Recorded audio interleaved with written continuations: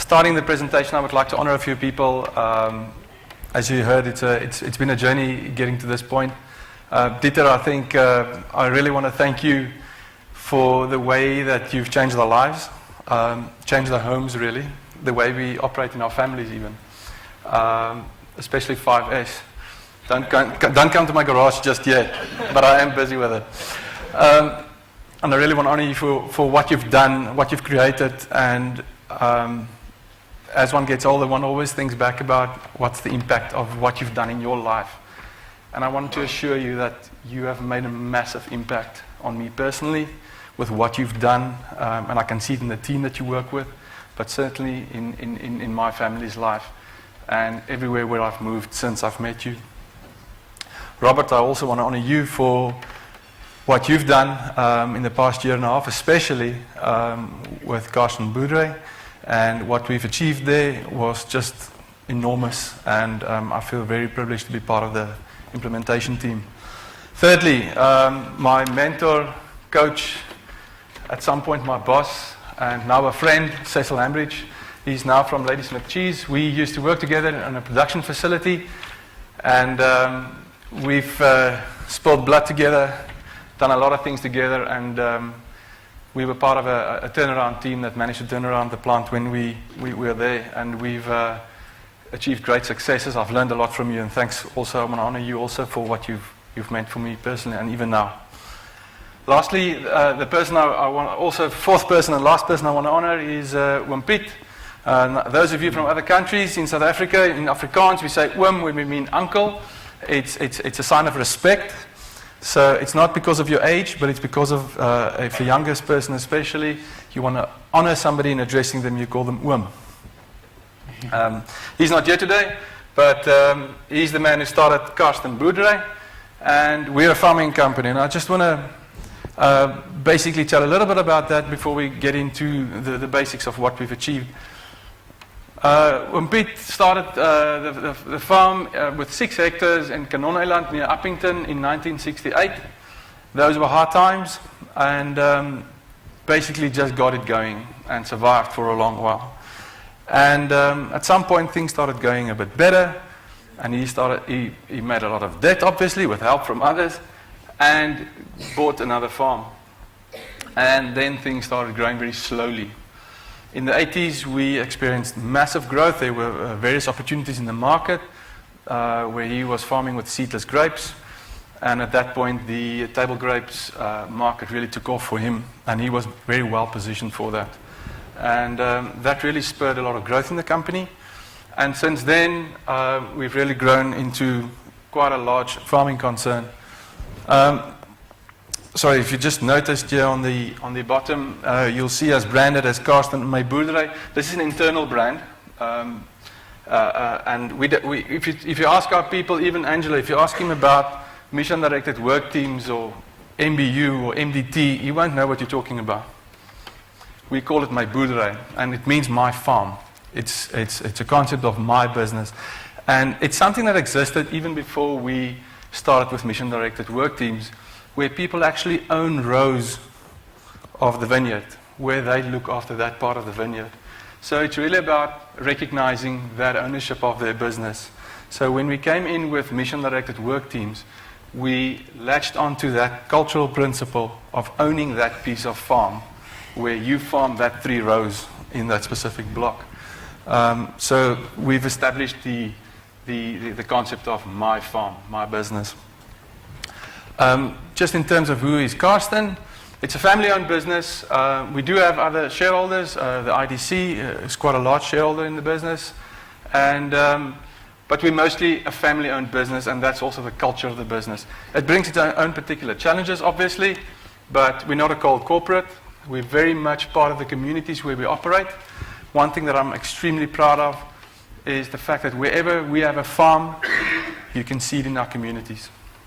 There's churches, schools, transport, there's food. People are happier. People live well. It's kind of a village feel to it, especially up in the Northern Cape, where we have, it's an outstretched province, the largest province in South Africa. Also the most sparsely populated and very poor. And really our farms make a massive difference in the communities where we operate. So that is something I'm really proud of, to be part of it. My job is not just HR or just MDTs or whatever. We also work with communities, real people, where we can see the difference it makes in feeding them, giving them housing, giving children schooling. And it's really exciting to see the impact that selling grapes make, putting some food on the child's plate. Just where we are, like I said, in the Northern Cape, we have 14 farms, just over 3,000 hectares, and we're farming with table grapes, citrus, dates, raisins, a bit of wine, and also pecan-nuts near Prisca. Then in the Western Cape, we've got just over 1,000 hectares, 11 farms, also table grapes, wine, apples, pears, plums, cherries, and would you believe it, also some proteas. The case against us. When we started just over a year ago, we had a few challenges. One of the major challenges being literacy. And up to this day, this remains a challenge. And there's various initiatives to address that. But we work with not that highly educated workers. So there's a lot of challenges around that, which we needed to address. And I'll talk a little bit later about what we did there. The seasonal activities, tough one. If you're used to a factory environment where you do the same thing 365 days of the year, farming is the exact opposite. Some actions last a day, some actions 2 weeks. But you're never really just a specialist in one thing. You have to be able to do a lot of things. It comes a bit hard to measure specific efficiencies, because some actions literally take 2 or 3 days for that year, and then you do it next year again. So it's hard to become good at it and learn from it and store the learning and next year apply it again. So your learning cycles tend to be a bit longer than, let's say, in a manufacturing environment where you can see a problem, fix it, and tomorrow see the impact of it. You'll only see it next year or the year after when your product hits the market. So that's very challenging. We have a large temporary labor component. Our permanent staff are about 1,200. And we grow to a company of about 6,000 in season. So you can imagine the influx of people. It's a massive move. There's a lot of logistics in it, but also the change management involved in that, in getting people to understand, well, what's my Boerdery about? What is that? You're not just a worker on this farm. You are part of the business. This is your business. So there's a lot of challenges around that, and so the business does this throughout the year, depending on where you are with a specific crop. Meeting outdoors, that also brought its own challenges, and we had very creative ways of addressing that. People putting charts on the back of pickups. Warehouse walls started being utilized, whereas before it was all just clean and white. Now we started putting some posters up everywhere. So I really like the bit about visual. That certainly has changed the way our farms look. This was one of the major challenges, levels of measurement. Now those of you who've implemented this program will know that there's different levels of measurement, level 2, level 3 and 4 and so on. And this has proven to be a major challenge in the farming environment. Everyone was focused on producing good quality grapes, up to the CEO of the company. So when they would go out into the vineyards, they would look at what the general worker, who's a temporary labor, did, and try and fix that. So everyone would be looking around, walking around, and inspecting the way that the vineyards have been prepared, so that we can get good grapes to our customers. Now that sounds right. And it sounds like management by walking around. But imagine how many general workers can one CEO inspect in one day. I can tell it's not enough. One struggles to imagine how big a farm is when you talk about 1,000 hectares. It's massive. It's really massive. You cannot touch every bit of product that goes to your customer. So inspecting individual laborers and the results of their work every day is actually quite impossible. You cannot touch every little grape that goes into a box. So there's a lot of risk involved in it. So you've got to have a different system of doing it. And it's a very big challenge in getting managers' mindset to apply management routines instead of just inspecting the general worker. So I'll talk a little bit about that later again. Like I said, with the seasonal activities, it's hard to identify consistent KPIs. So we had to come up with very creative ideas on what to measure, how to measure it, explaining the whole concept of percentages. It's a very simple concept to most of us. When you work with an uneducated workforce, it becomes very hard to quantify what does percentage mean, and getting people to understand that that's a problem. And the best way was to do it visually. And we used color to do that. And I'll talk a little bit about that. We designed with Robert a level 1 scorecard that basically takes the whole need to be able to read away from interpreting results. And I recall from many of our conversations, people need to understand what a good day looks like. They don't have to be able to read, they need to understand what a good day looks like. So we managed to have this traffic light system where it's either blue or red. And it's as simple as that. And if you don't have to be able to read, you just walk in, look at the chart, and you can see for the week, this was a good week, or no, it wasn't a good week. Simple as that. So it's a single chart. The supervisor can carry it around with him, and they basically fill it in so that the whole team can see it standing 10 meters away. This was a major improvement in making this system possible in the farming environment.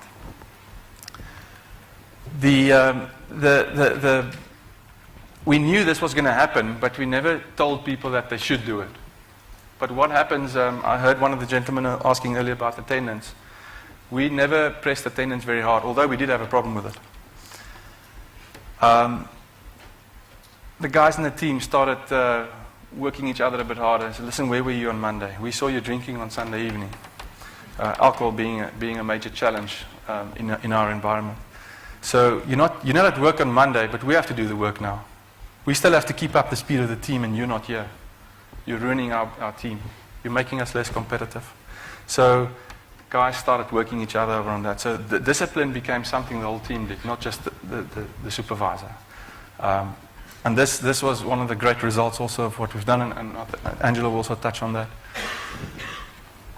Vineyard and orchard standards was something when you asked around in the business, yes, everyone knows it.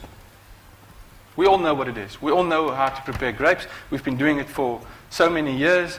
We're all very, very good at it. But we weren't really, because only certain people know it. The senior guys know it. The people who've been in the business for a long time. But what about the seasonal worker, who's the actual guy with the scissors in hand? They don't know it that well. And it's typically young people coming into the business. So we've actually written them down. And then the argument started. So it was a good bit of fun. We came up with a very simple pocketbook that you can carry around.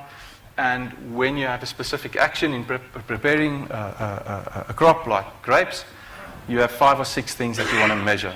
So a supervisor for that day on that specific action would be able to assess those 6 things and assign a certain performance to it. And that's very simple to explain. It's very simple concepts. When you read it, you think, yeah, well, we all should know it. But when you ask people to measure those specific actions, they tend to measure different actions. And if you know anything about grapes, which I didn't before, but I've learned it, is preparing grapes, for instance, is something that can be interpreted in different ways. Because there's different philosophies about how to get more productivity or better quality out of the vine. So it's something that you want to do consistently because you literally do it with thousands of trees. So whatever you do, you want to do it consistently so that you can measure the results of it. So this has been a major step forward for us also. The next little bit, very simple concept, and it was hard to apply this, and we haven't been successful on all our farms with that just yet. But the interesting thing is that we managed to get this right on one of our largest farms, in the Northern Cape especially. We used tags So when a supervisor would assess a specific section of the vineyard, he would assess the quality of the preparation of the grapes, and he would hang a tag on it. Now, he's not able to assess every section of the vineyard. So whenever he has inspected something, he hangs a tag on it. And they're relatively easy to see, especially in the preparation season. So the production manager comes along, and he walks through the vineyard, he sees a few issues, okay, here and there, things are not prepared correctly, but then he sees this tag. Then he knows the supervisor actually assessed this one. And he goes, what does he evaluate? Not the quality of the preparation of the vineyard, he evaluates the quality of the evaluation. And that is a massive mind shift for our supervisors and production managers. Massive. We're a year into this system, and this is a mind shift that is busy taking place now. And we're working very hard at making people understand that level 1 measurement would be quality of the grape preparation. Level 2 would be quality of evaluation, the quality of the coaching. Is it actually happening? So the CEO is not walking around looking at level 1 measurement anymore, looking at the quality of production management. Major challenge. I don't have all the answers to it yet, but we're working on it. And I believe that is going to be the single factor that is going to shift our business into high gear the most.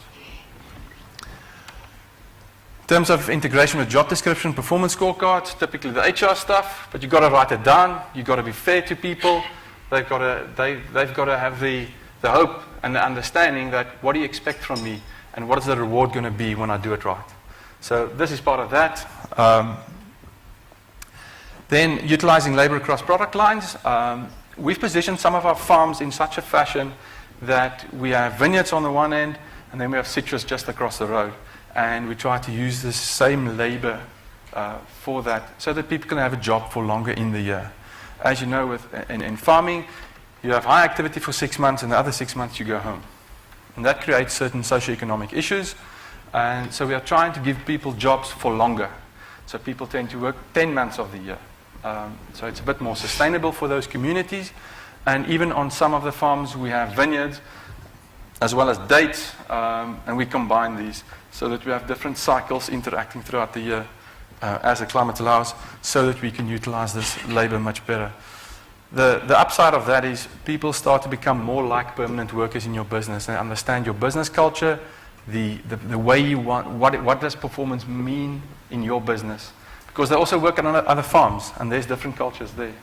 So that we try to address that challenge like that. Lastly, in terms of our implementation strategy, before we used to use the modules, and we went through modules and we tried to get in all the modules. Now we've gone with an approach of maturity. If a specific section of the business showed readiness to go to a next practice, then we went and implemented that. So you'll find in our business that we've got different farms on different levels of implementation of mission-directed work teams. But we have learned, and we've in the past where we've seen just getting it all in and telling the boss, listen, everything's good and it's in, my job is now done, the value doesn't come through in the business. So we would rather go slow so that we can go faster later on. So I think it's a better approach. It's more cost effective because you spend your time on the people who really want to change and want to go forward. I want to hand over to Angelo. I've asked him to come and co-present with me because I'm kind of the project leader of implementing it in the company, but I wanted him to give you an idea from a production manager's point of view, a bit of the inside view on how he's experienced the implementation of my Boerdery. Angelo, thank you. Take it away for us.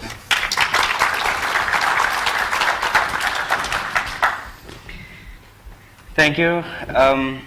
First, Riaan called me and tell me I must talk for 2 minutes at the conference. And then I asked him, why so short? And then he tell me it's in English. And then I said, okay, keep it 2 minutes.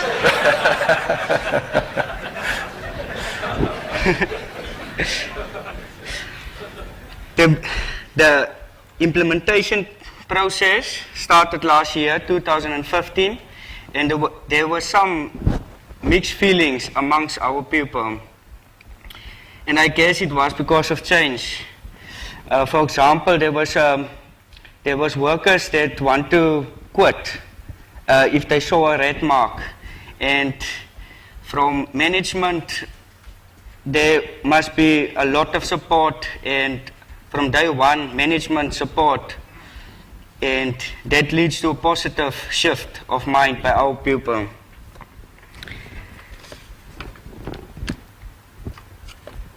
The challenges in the production: positive mind switch. Leaders must believe in the program and process. Communication from the bottom to the top, and vice versa as well. Always work with a plan for that quality production.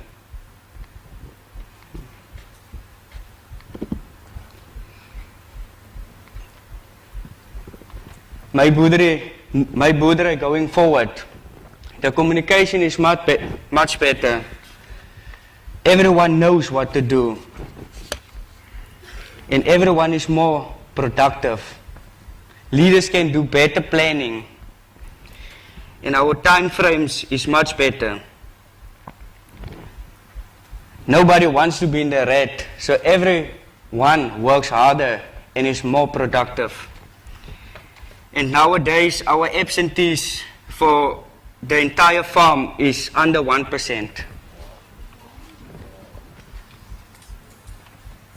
I personally believe that this can have an enormous positive impact on the entire Carsten group. The success of this initiatives lies within each and every employees towards this program.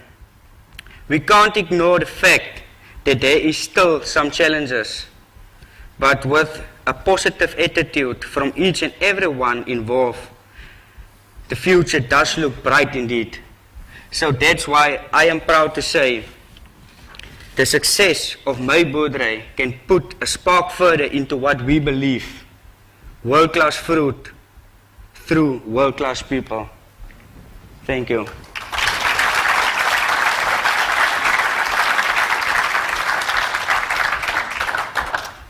Thanks, Angelo. Appreciate it very much. You got quite nervous before, but I think you did well. Huh? In terms of next steps, we really want to drive more value out of the multi-level meeting concept. We really believe on each farm that this can have a very positive impact on making people more part of the business results, understanding where it goes.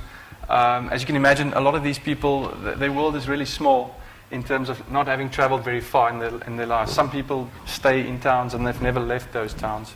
So they don't really understand when you talk about the UK and your grapes being in some retailer's shop somewhere. They don't understand where that is.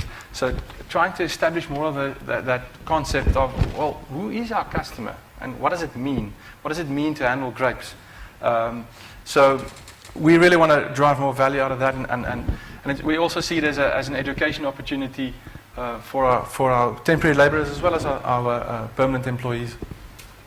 5S is a biggie for us, just because of just sheer size of our properties. There's many nooks and crannies behind mountains, rivers, you name it. There's a lot of places where you can hide stuff. So one of our farms, Clintella, it's out near Pofadder in the Northern Cape. They drove away, I think, something like 24 tons of wasted material, steel and stuff, which we managed to sell off, which was otherwise just standing around and rusting anyway. So they really took S1 very seriously, and obviously now we have to stand for a lot of critique, because a lot of, if you know a farmer, they keep everything. Every piece of string, every piece of steel, every old pallet, everything is kept, because you might need it.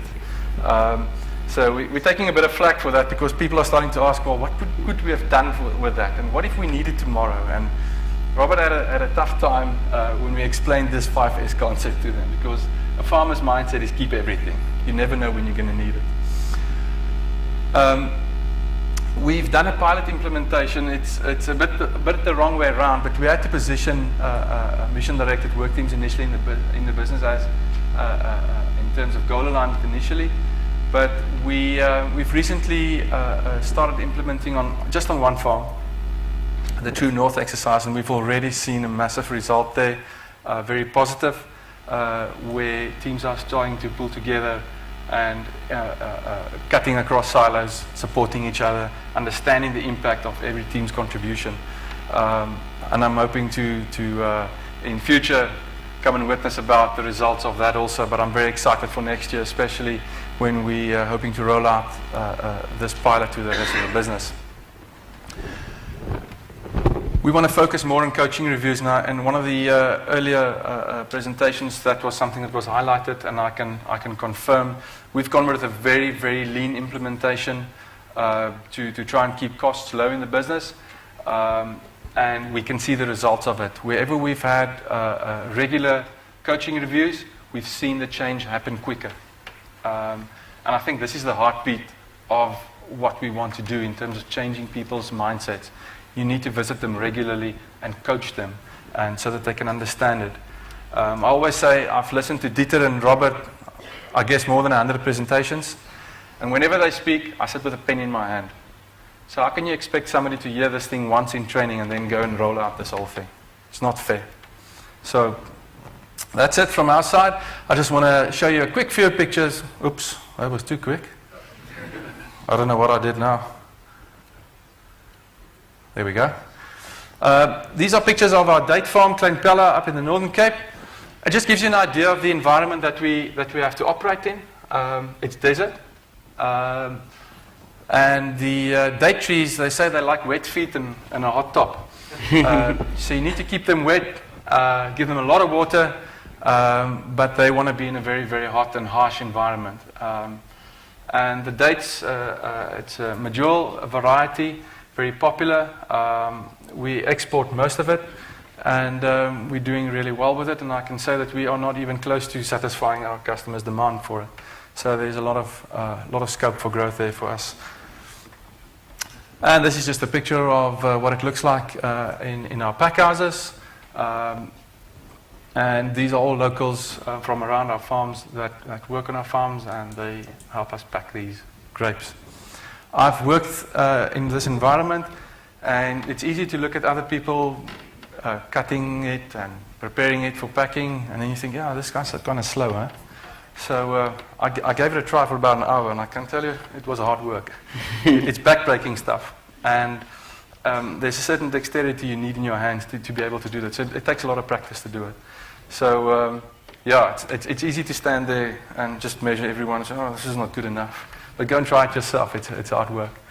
So it's a very involved business. I don't like the cliche of this is a people business, but our business is really about being part of a community, and I'm very proud to be part of that and changing, especially in the South African context of that. Thanks very much for listening to us.